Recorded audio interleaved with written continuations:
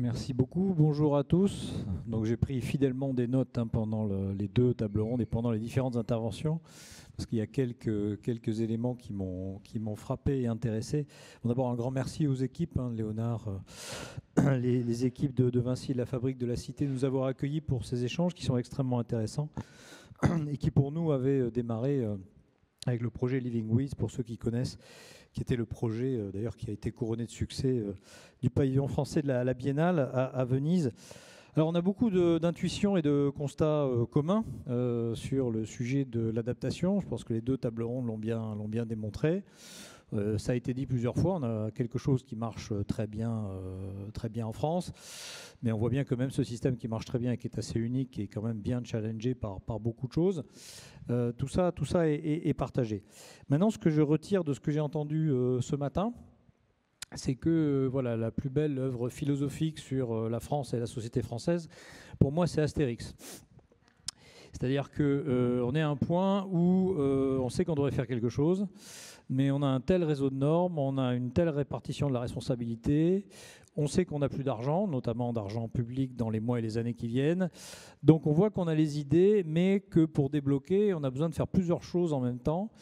Et que miser, ça je reprends un peu ce qui a été dit lors de la première table ronde, miser uniquement sur le changement culturel, en France, ça va être un tout petit peu compliqué, puisqu'on a quand même une tendance assez forte à ne pas y arriver, surtout quand le contexte est assez mauvais. En clair, c'est de la théorie des jeux.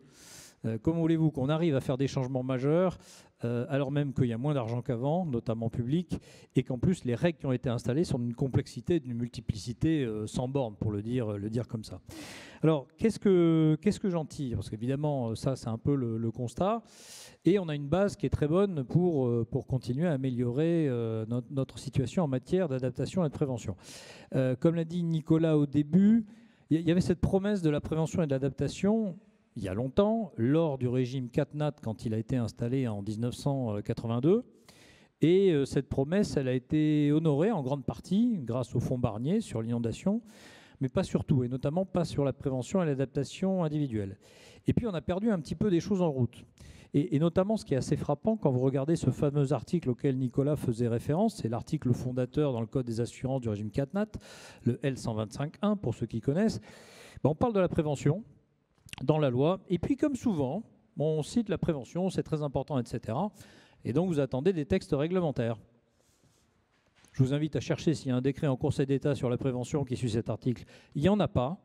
C'est-à-dire que le volet principal qui était lié à l'indemnisation, à l'assurance CatNat, la prévention n'existe quasiment pas dans le régime en réalité au niveau réglementaire, au niveau obligation des particuliers, des professionnels, des collectivités locales. Ce qui existe, c'est un financement, principalement du fonds Barnier, qui lui-même est plugué sur la surprime CatNat.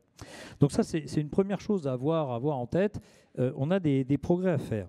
Alors, j'aurais pu vous refaire un peu l'histoire et le panégyrique des CatNat et des améliorations qui ont été faites récemment. On a un système qui marche, ça a été dit, on a eu des très bonnes choses qui ont été décidées récemment. Les deux principales étant l'augmentation de la surprime qui enfin fait que la prime se retrouve cohérente avec le risque qu'elle couvre. Donc ça a été décidé fin 2023 et s'est mis en œuvre à partir de cette année, très bonne chose. La deuxième bonne chose, c'est que ça progresse énormément sur ce que j'appellerais les cartographies, les cartes, à la fois la carte de l'assurabilité que CCR va produire dans les prochains mois, mais également ce qu'il y a dans le PNAC, le fameux PNAC 3. Je vous invite à le lire, à le relire. Au-delà des victoires qu'il y a eu dans la dernière loi de finances, sur l'augmentation du fonds Barnier, même si ce n'est pas suffisant, sur la nouvelle ligne budgétaire RGA, même si ce n'est pas suffisant, ce qu'il y a dans le PNAC est extrêmement intéressant. Il y a des références au commissionnement CCR, il y a des références à l'Observatoire de l'assurabilité, et il y a beaucoup d'autres choses. Et notamment, il y a cette fameuse carte étatique, réglementaire, opposable, nationale, qui n'est pas que locale, et que l'État s'est engagé à faire au plus tard pour 2028. Ce qui est un vrai changement, puisqu'aujourd'hui, on sait qu'on a des difficultés liées, je dirais, à la localisation de ces différents plans de prévention. Donc ça va, il y a des choses à changer, il y a des choses à améliorer, mais là je vais reprendre les exemples de ce qui a été évoqué ce matin, qui était très intéressant, en disant, voilà, il faut qu'on fasse ça, mais on ne sait pas trop comment. La reconstruction à l'identique versus le Build Back Better. À chaque fois que je vois une table ronde, tout le monde est d'accord, mais à la fin, comment on fait? Maintenant, il va falloir choisir sur le Build Back Better. Soit on change le code des assurances et on dit qu'il en faut, parce que c'est totalement contradictoire avec le code des assurances depuis toujours. Et donc pour mettre une exception, c'est un sacré travail avec France Assureur et les autres. Soit on dit on abandonne, c'est quelque chose de plutôt public-privé, et on met un mécanisme de subvention pour la partie d'amélioration. D'ailleurs, ce n'est pas tellement différent d'avoir une reconstruction nouvelle ou d'avoir quelque chose financé par un fonds Barnier qu'une quote-part d'amélioration dans des travaux pour une maison individuelle ou pour quelque chose de plus collectif. Donc je dis ça parce que celui-là, je l'aime beaucoup. On a envie de bouger, mais on est sur un chemin. On a deux voies devant nous et pour l'instant, on n'a pas choisi. Et si on ne choisit pas, on n'y arrivera pas. Il y en a un autre que j'ai bien aimé, puisque le maire de Breil-sur-Roya est là, et c'est extrêmement intéressant. C'est comment on fait quand les assureurs ne veulent plus ou ne peuvent plus assurer tel ou tel, par exemple, alors là on prend une commune. Bon, eh bien, on a quelque chose qui existe en France. Ça s'appelle le Bureau central de tarification. On sait faire des choses communes, on sait faire de la quasi-coassurance.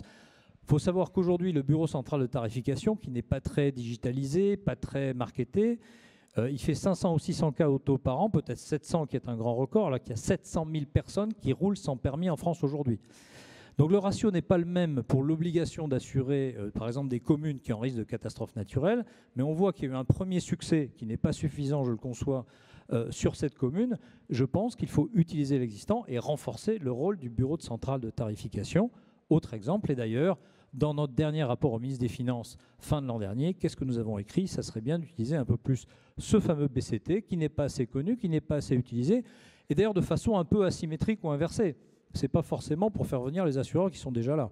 On peut se poser la question de dire, mais peut-être qu'aussi, dans le BCT, pourrait demander à des assureurs par coassurance qui ne sont pas souvent là de venir. Deuxième exemple. Troisième exemple, l'organisation locale. C'est sûr que s'il manque les responsables du bassin versant dans une discussion, comment ça marche? Alors sur une base volontaire, on a vu qu'il y a plein de bonnes idées. Maintenant, la question qui se pose, est-ce que ça doit être volontaire à chaque fois? Le jour où l'État dit le risque dans cette fameuse carte du risque, il doit venir pour 2028, sous le contrôle de Nicolas. Je pense que c'est la date. Il y aura la carte, mais il y aura les obligations en fonction de la carte. Et là, il faudra dire qui décide à ce moment-là. Un autre sujet que j'adore, c'est l'argent pour l'adaptation. On met beaucoup d'argent pour l'atténuation, public-privé. On en met beaucoup moins pour l'adaptation, alors qu'on sait qu'on va en avoir besoin de toute façon, puisque, comme on dit, on va y passer, il va y avoir une augmentation très forte de la température. En France, ça va être 2, 3, 4 degrés si le monde passe à 1, 2 ou 3 degrés de plus, à 2100. Ça, on le sait. Donc, qu'est-ce qu'on fait pour calculer la quote-part d'adaptation qu'il faut financer dans l'ensemble? Puisque aujourd'hui, encore une fois, et c'est très net dans le privé, il y a des financements quasiment que pour l'atténuation. Aujourd'hui, on sait que, par exemple, sur le fonds Barnier, il est passé de 220 à 300 millions d'euros.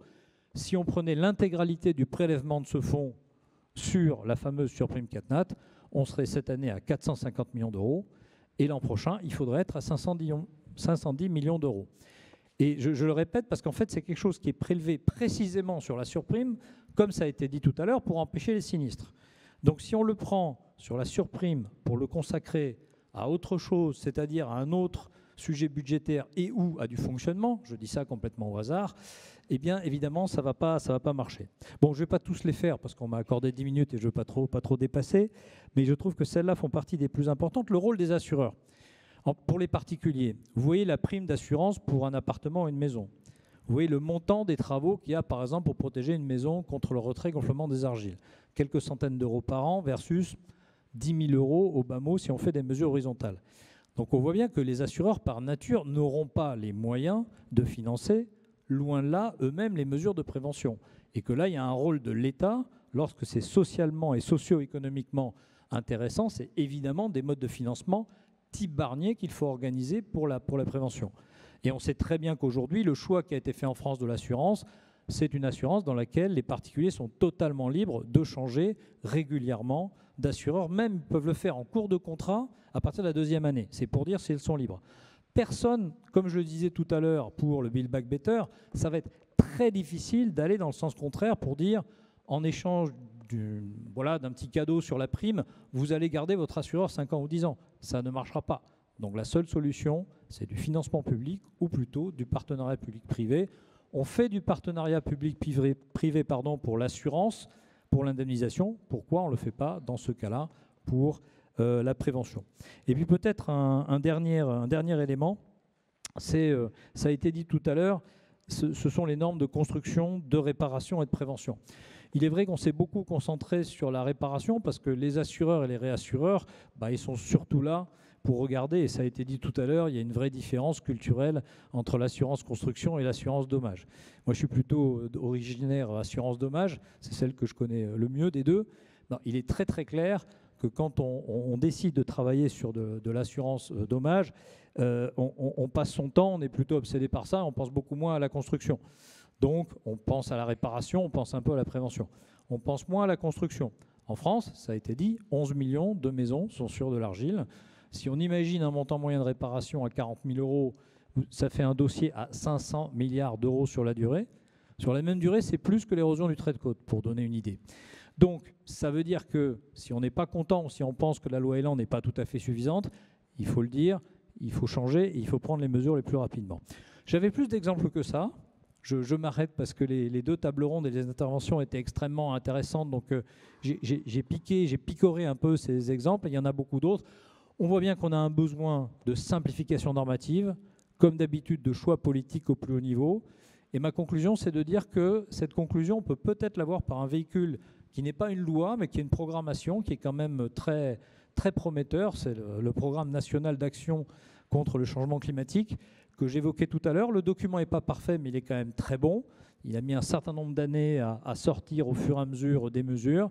Il y a beaucoup de choses intéressantes à l'intérieur. Il y a des choses qui sont très budgétaires, il y a des choses qui sont plus stratégiques. Je pense que si on se met à appliquer et à suivre, notamment en matière de cartes, de prévention et d'adaptation, il y a le mot adaptation dedans. Il n'y a pas beaucoup de textes ou de programmes français qui parlent d'adaptation à la place de l'atténuation. Donc je pense que si on a un bon partenariat public-privé autour de ce document qui va évoluer à travers les gouvernements et les lois de finances, on pourra peut-être trouver quelque chose qui assure la cohérence dont nous avons tous besoin. Je vous remercie.